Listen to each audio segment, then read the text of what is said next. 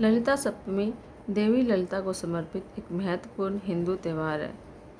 यह त्यौहार हर साल भाद्रपद महीने के शुक्ल पक्ष की सप्तमी तिथि को मनाया जाता है।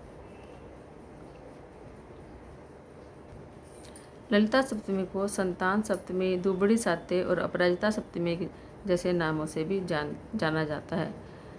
ललिता सप्तमी का महत्व है कि ललिता देवी राधा रानी और भगवान श्री कृष्ण की सबसे प्रिय सखी थी। धार्मिक ग्रंथों के अनुसार राधा रानी की अष्ट सखियों में ललिता देवी का नाम सबसे पहले आता है। वो सबसे खास थी।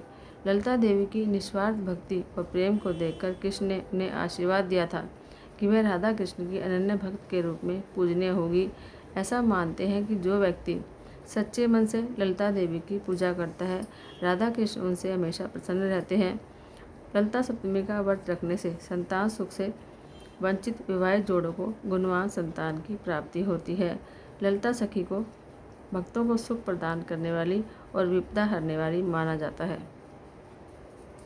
ललिता सप्तमी का महत्व। ललिता देवी सभी 8 गोपियों में सबसे प्यारी गोपियों में से एक है। वह 8वीं गोपी थी और उनके गोपियों के समूह को अष्ट सखी के नाम से जाना जाता है। सभी 8 गोपियाँ अपने प्रिय भगवान श्री कृष्ण और राधा के लिए दिव्य प्रेम प्रदर्शित करती हैं। ललिता देवी को राधा रानी की सबसे वफादार दोस्त के रूप में जाना जाता है। वह हल्के पीले रंग की दिखती हैं और मोर जैसे कपड़े पहनती हैं। ललिता देवी में भगवान श्री कृष्ण और राधा देवी के प्रति अत्यधिक जुनून और गरिमा थी।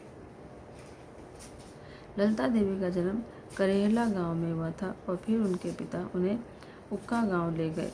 इस स्थान पर अभी भी उनके चरण कमलों और ललिता देवी और अन्य गोपियों द्वारा भगवान कृष्ण की सेवा करने के लिए उपयोग किए जाने वाले बर्तनों के निशान हैं।